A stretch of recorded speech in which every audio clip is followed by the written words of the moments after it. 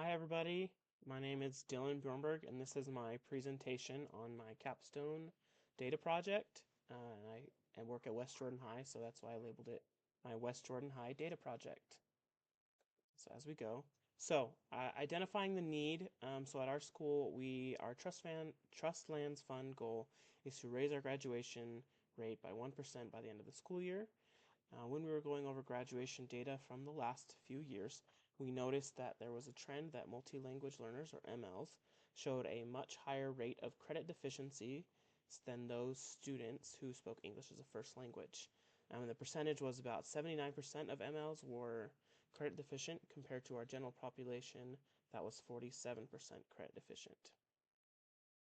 So, in looking at some of our supplemental data, we noticed that our ML population tends to take less CTE classes than the general population. Like it's not weighted for the amount of CTE classes, the amount of MLs participating aren't equal to the amount of MLs we have in our schools, so that percentage was low.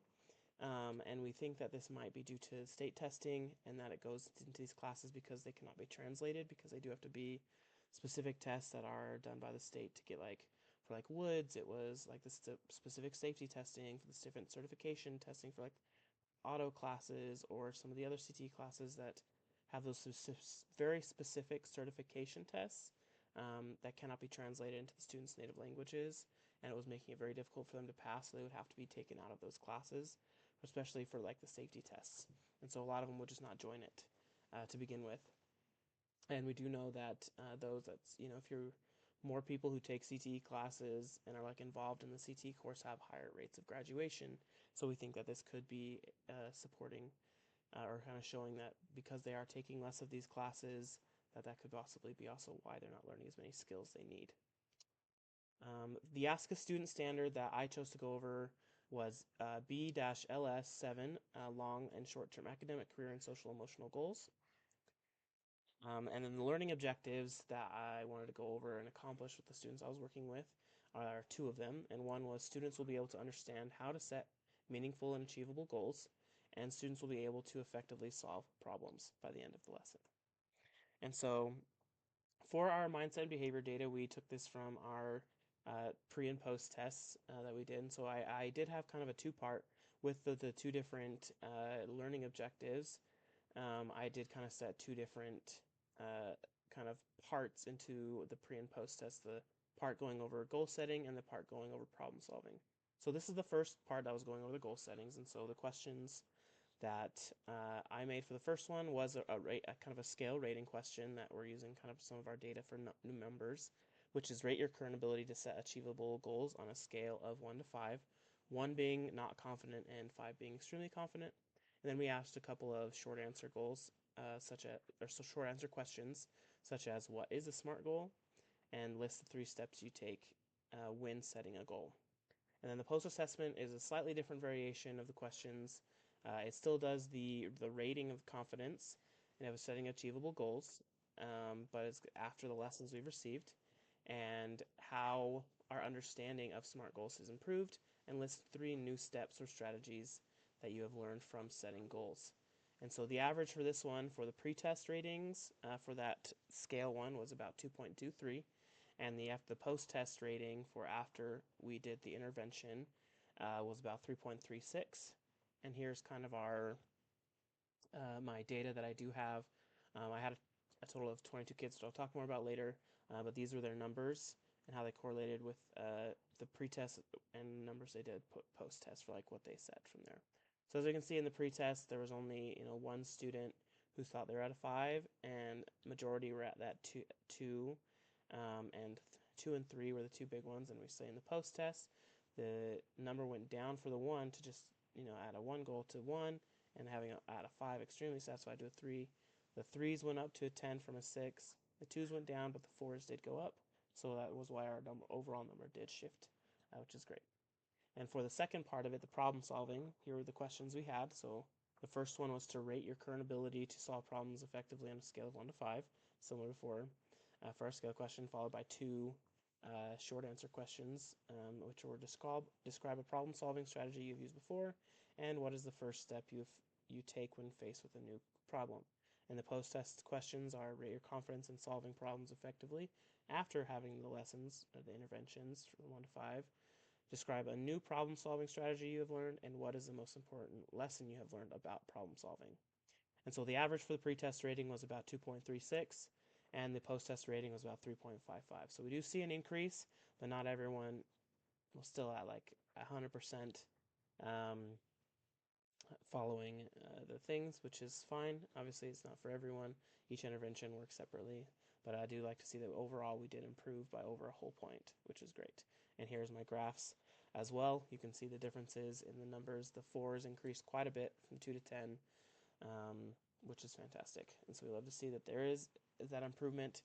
Some students still weren't 100% there, but we did see improvement overall. And so here's our participation data. So these are the students that participated.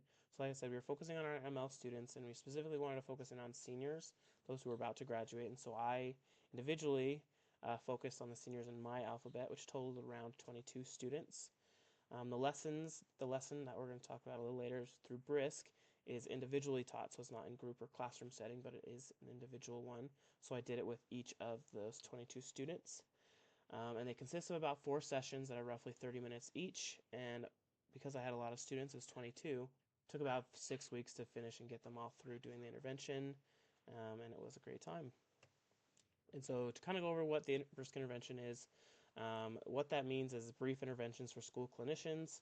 It is a person-centered approach in that as it focuses on building up the student and helping them look inward and to find ways to set goals and solve problems on their own, with me as a counselor kind of just assisting and guiding them.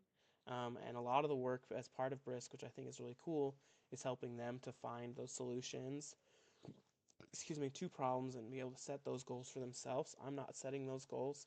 I kind of put it back on them. Well, how do you feel about this? How do you know about this? And I really like that it really helps them to like dig out and pull it up themselves, because I think it's really helpful. We can help them for a little while, but eventually they'll be on their own anyway. So if we can help build them the skills to solve problems, to do different approaches, I think it's a great opportunity to do that with them. And I do think it does help empower them to do what they need on their own, and really does follow that, like I said, person-centered approach as a counseling therapy. But this is a much briefer version, as it's over only 4 sessions. It can be more or less, so it does have 4 lessons that it does plan over the time, but it actually can be less if they're doing really well, or it can be we can have extra sessions, problem solving, if they need those additional lessons, depending on if they're struggling or not, which I do think is helpful. And so the summary of my data project is we do see that it did seem to be effective, as we did see a significant drop at the beginning of the year. My students, we had about a 95.8% deficient. At the beginning of the school year, down to 54.5% deficient by the end of quarter 3, which we just finished here. We are hoping to see this trend continue and be even lower by the end of the school year. Obviously, our overall focus would be to be down to 0 deficiencies for all students, but we can't always control that.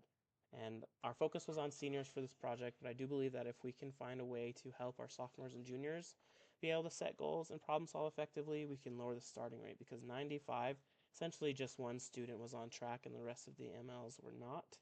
And that is a big problem. And so hopefully if we can start working with them as sophomores and juniors, we can make it so that there'll be less multilingual students who are deficient by the end, or at the start of their senior year, so that we can lower this number even more and more before they're even at senior year. We would like them to be on track.